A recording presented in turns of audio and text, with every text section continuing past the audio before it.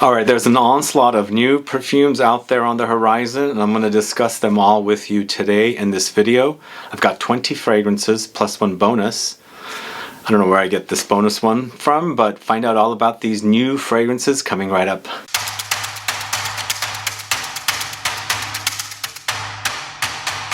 Thanks so much for tuning in. This is Sebastian. Yes, today we're talking about new fragrances that are launching soon.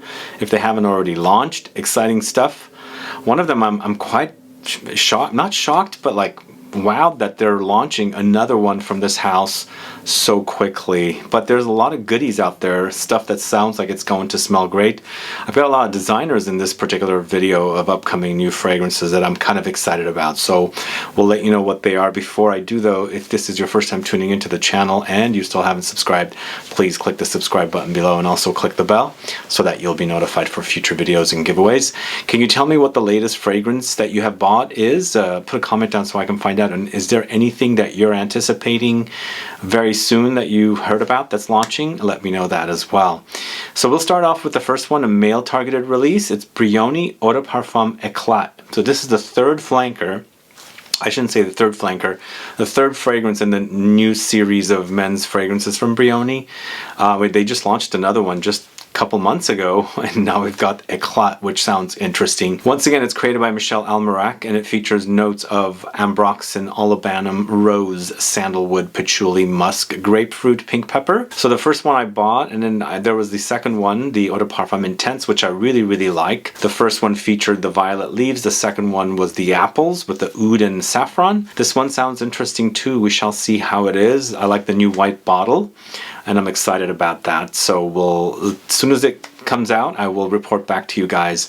The number 2 fragrance I'm going to talk to you about today is Byredo's Vanille Antique. So they have a new fragrance in the smaller bottles, the more intense fragrance collection, and now they have, I think it's a 5th one, and I'm excited about Vanille Antique. I like the name, and I like this collection. There are several, but although I only have the tobacco, but this one is unisex. It's with amber, vanilla, labdanum, plums, musk, white woods, according to the notes. I'm definitely interested in smelling this one. I still have not gotten my nose on De Los Santos, which is another one I'm anticipating as well. Hopefully soon. I think by the time this video airs, I might have gotten my nose on it, so we'll see. Moving on to the House of Chanel in the Les Eaux collection, I think that's what it's called, the unisex collection of fresh fragrances. This is Paris. So this particular fragrance, it does say in the databases it's feminine targeted, but I thought the entire collection was unisex to begin with. Either way, I'm curious about this one. It sounds like a chypre style with rose, but with citruses, lemons, pink pepper, damask rose, patchouli. This one is created by Olivier Polge, once again, who is the in-house perfumer over at Chanel. He replaced his father, Jacques Polge. So yeah, this one sounds great. The patchouli pink pepper rose combo is always great, but this one seems fresh because this whole entire collection seems to be a very fresh collection of fragrances. So we're moving on to the House of TOUS. This is a difficult one. TOUS, I think that's how you say the name. I always forget. It's a complicated way to say it. It's not two. It's a Spanish house. They have a new one called TOUS Man Chill.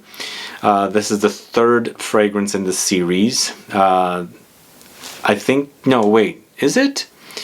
Yeah, I don't know. There's been several fragrances in this collection. This is a male targeted release. It's a fragrance created by Veronique Nyberg, and it features patchouli, vetiver, dry woods, amber, lavender, rosemary, nutmeg, black pepper, cardamom, and lime. Seems like a combination of woods, citruses, and spices, pretty much. Maybe some aromatics in there as well. And I like the color and the ad campaign for this particular fragrance. If you guys don't know this brand, it's a jewelry house from Spain, and I think the only one I have in this collection is the Sport, the TOUS Man Sport. I haven't spoken about Kilian for a while. They've got a new fragrance called Cologne with a K, Shield of Protection. I was never a fan of their fresh fragrances, so this one sounds like it's going into the fresh direction. We shall see how it is. The name sounds interesting with a K, Cologne, but why would they do a cologne themed fragrance, first of all? It might be a little too overly, overpriced for this, but it's a unisex targeted release. It's once again with Calice, Becker. It features mandarin orange, bitter orange, mint, rosemary, petitgrain, neroli, cedar, cashmere, and plant sap. Anybody interested in this one? I don't know. I'm interested in it. I'm intrigued by it. It might smell great, but we shall see how it is. Performance-wise, because it is a kind of like cologne style of fragrance, so it might not have the best longevity and things like that. But I'm always curious to smell a new fragrance from Kilian. Always. Not lately, but this time I am. Moving on to the house of Ralph Lauren, they've got two fragrances. The first one not as exciting as the second one. The first one is Ralph Lauren's Polo Blue Parfum. I haven't sampled any of the blue fragrances from Polo for a long time, but once again, I'm always interested and curious about Parfum concentration fragrances. This one sounds like it might not smell as great, but I'm going to try it. It's Mandarin Orange, Vetiver, Olibanum, Cardamom, Pink Pepper, Oak, Clary Sage, Lavender, Patchouli, and Jasmine. Is anybody out there a fan of the blue series of fragrances from the Polo Blue series of fragrances from Ralph Lauren? Anybody got their nose on the Parfum yet? We shall see how it is. But the one that I'm more excited about is the Ralph Lauren Polo Earth, which is a unisex fragrance. Kind of reminds me a little bit of Calvin Klein's CK1, although they have another version of CK coming out, Palace. I'll get to that in a little bit, but the ad campaign for this fragrance, which is a unisex fragrance, kind of sort of reminds me of it. Not a lot, a little bit. This is a unisex fragrance created by Elise Banat and features bergamot, mandarin, neroli, citron, orange blossom, petitgrain, mint, rose, ylang ylang, vetiver, musk, and cedar. So it seems like a citrus fragrance with the flowers and everything, and then it moves on to become a kind of a woody, earthy experience. We've seen that before, but not this particular version. And I think I like Elise Banat's fragrances. This could be popular, but I think, you know, it doesn't sound very original. Like when CK1 came out, it was kind of a groundbreaking release. I'm not saying this is identical or anything, but to me it kind of feels like it rather than sounds and, you know, might smell like it kind of a thing. So we'll see about Polo Earth. So Molton Brown has a new fragrance called Rose Dunes. Interesting name. Created by Philippe Paparella-Paris. It's got rose, saffron, patchouli, oud, leather, sandalwood, musk, vetiver, raspberry, geranium, lily of the valley, black currant. Once again, it's a unisex release. Anybody a fan of Molton Brown? They don't get much hype out there. Their milk musk, or milky musk, was pretty fun. Their gold rose oud kind of a fragrance is also kind of unique. But not many people talk about the brand. This one sounds interesting, although we'll have to get my nose on it to see how it is. But rose and saffron and patchouli together with oud sounds like a kind of a Middle Eastern style release, which also features leather and sandalwood and musk. So seems fairly complex. I like complex fragrances. They had a fragrance back in 2019, a rose fragrance, and I forgot the name of it. I have the fragrance. Rose something. That one reminded me of Portrait of a Lady. I wonder if this one kind of goes in that direction. It features raspberry too and black currant. So I don't know. We'll see how it is. The next one I'm going to talk to you about at 9. This is Jean Varveto's XX Artisan Teal. It's been a long time since I bought a Jean Varveto's fragrance, but I'm curious and intrigued with this one, even though it sounds like it's going to go marine, featuring sea salt, musk, driftwood, pink pepper, water lily, lemon, and rosemary. Any fans of Jean Varveto's fragrances out there? Are you a fan? Let me know. Put a comment down. Which is your favorite, or which are your favorite Jean Varveto's fragrances? My favorites are Rebel and Rebel Rider, although I think Rebel Rider is discontinued. It's kind of tough to find now. Moving on to 2 fragrances from the house of Jusbox, 2 fragrances created by Dominique Ropion, a house that I like. Jusbox is an offspring or a sister brand of Costume National, which is a designer. They do the fragrances. So these 2 fragrances are Dominique Ropion created, and he also creates fragrances for Costume National. First one is Spring Dance. Sounds nice, with jasmine, sambac, honeysuckle, amber, musk, rosemary, and grapefruit. We shall see how it is. These don't seem like the music-themed fragrances like the previous collection or the first launch or drop of the fragrances they did. The next one's called Good Morning. Both of them are unisex, and this one features mandarin orange, sea breeze, cashmere, and musk, magnolia, violet leaves. Any fans of Jusbox out there? What is your favorite fragrance? I really enjoy several of their fragrances, and I'm drawing a blank with the names, but they do have some great fragrances and ones that are kind of music-themed.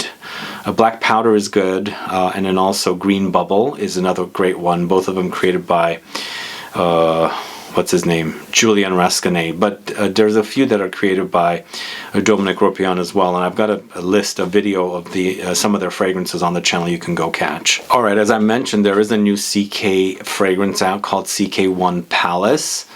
A new flanker, sounds interesting once again. I couldn't find a perfumer for this one, like the first one was created by Alberto Morias. This one, I don't know who it is. It's featuring notes of mandarin orange, oak moss, violet leaves, sandalwood, cashmere wood, plums, apple, lemon, sweet pea. Once again, it's a unisex fragrance. I'm seeing plums come up here and there. It doesn't get a lot of love though, this particular note. Not a lot of fragrances, you know, built around plums, which I'd like to see. But this one sounds interesting. Always curious to try another CK fragrance, especially in the CK1 series. But Palace sounds interesting. Has anyone tried it yet? I think it's already selling, but I could be wrong. Moving on to the house of obvious parfums, we've got Un Fig, a fig fragrance that goes into aquatic marine direction.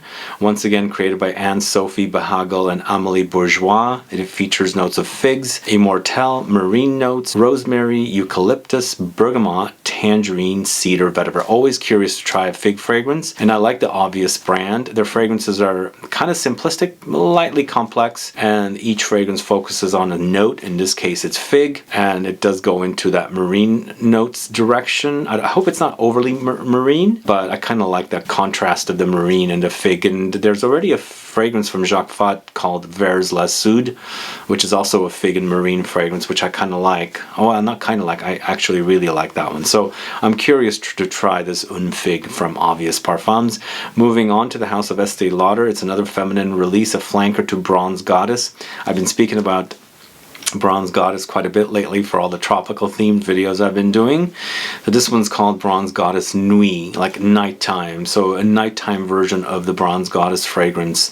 So it features notes of bergamot, salt, coconut, tonka beans, ambroxan, cashmere wood, orchid, jasmine, sambac, ylang ylang, and pepper. So it seems like it's going to go darker, not necessarily overly beachy, coconutty, and still there. And then also salt. There's a saltiness in the notes. So you know, I think it's just a twist on the original warm, ambery kind of a suntan lotion coconutty fragrance, which I'm curious to try. I do like the original, and I also have a flanker, and I forgot I think it's called Azure, actually, come to think of it. I have a flanker of it, which features like the orange blossomy kind of notes in contrast to the original Bronze Goddess with its kind of coconutty tropical floral combination. A couple of indie niche houses. I don't know if you guys are familiar with Lumari, but I've spoken about some of their fragrances. In fact, I have a whole video on the channel on their previous collection of fragrances. They have a new one called Maidon.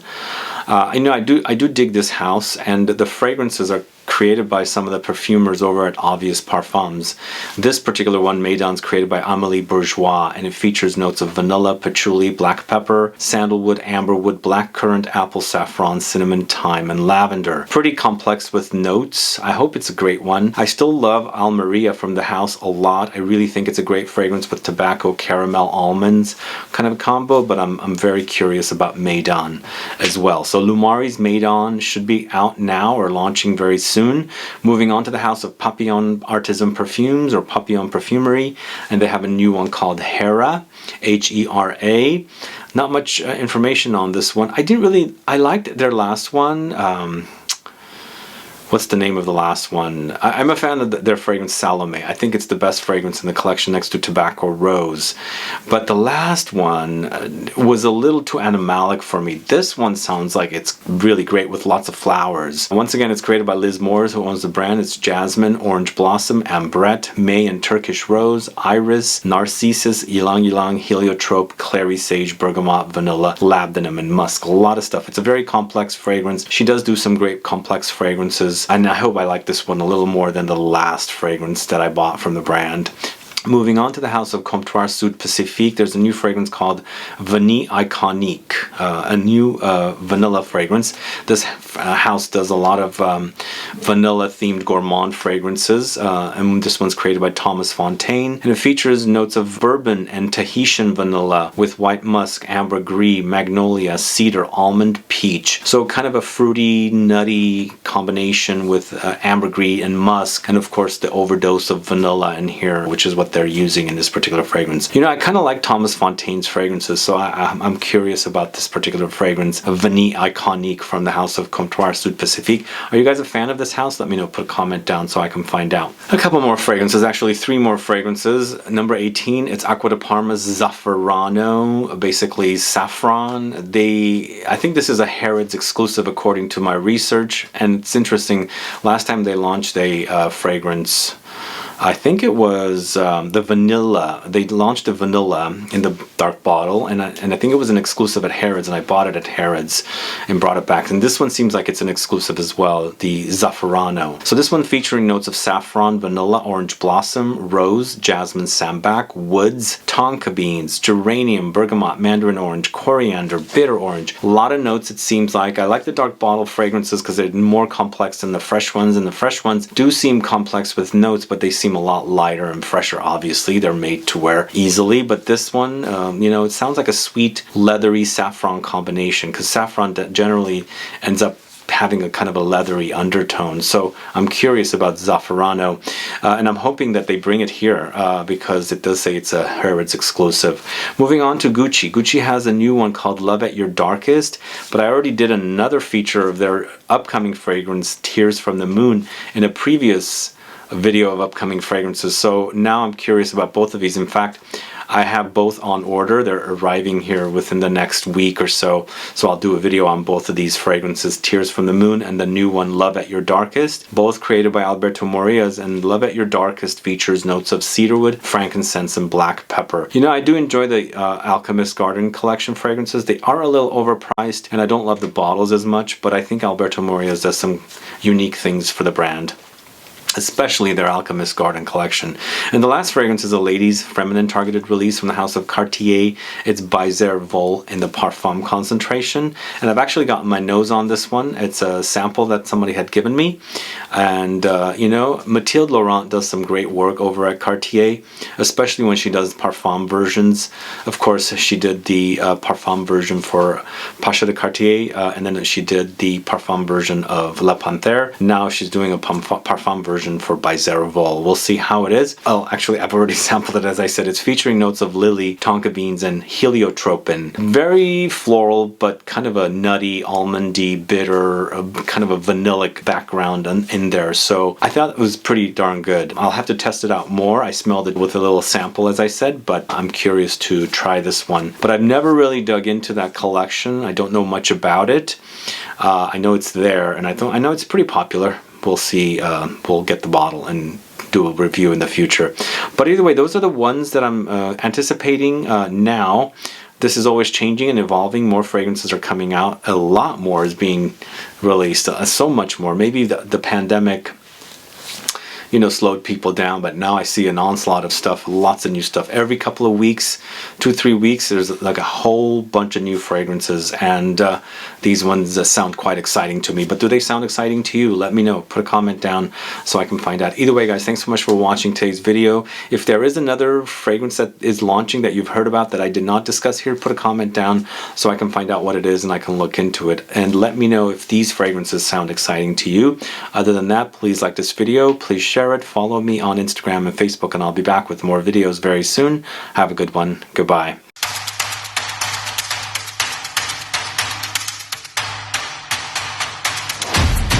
So I did want to feature one more bonus fragrance as well. I don't know what the deal with this particular fragrance is. It's from Lalique. Lalique does some amazing bottles, right? And it says this is kind of like a limited edition in 10 bottles. But when I looked at this bottle, I thought, this is a freaking amazing looking bottle. Do I want one? Yes, but probably this is going to be like $5,000, $6,000, $7,000, because they do have some fragrances that sell for over $1,000 because of their bottles. But either way, I'm curious about the fragrance. It's called Flacon Fusion. It is a feminine targeted release. It's created by Alexis Dadier, and it features notes of ambrette, bitter almond, wheat, sesame, Bran, Orris, Tonka, White Musk, Ambroxan, Orange Blossom. Yeah, it says there's only 10 bottles produced. Why? This bottle is amazing looking. It would be a nice display bottle, but that's all I know about it. I don't really know the details, but I just thought the bottle looks pretty amazing and I wanted to show it to you guys so you can see it, because this would be a great display bottle. But how do you use the actual fragrance in it? I don't know. Anyway, have you guys heard about Flacon Fusion from Lalique? Do you enjoy their fragrances? Not their signature lineup, but their more very, very expensive fragrances, especially in these very, very fancy bottles that Lalique is known for, very, very expensive crystals and things like that. Let me know. Put a comment down below so I can find out. Thanks, guys. We'll see you soon. Bye-bye.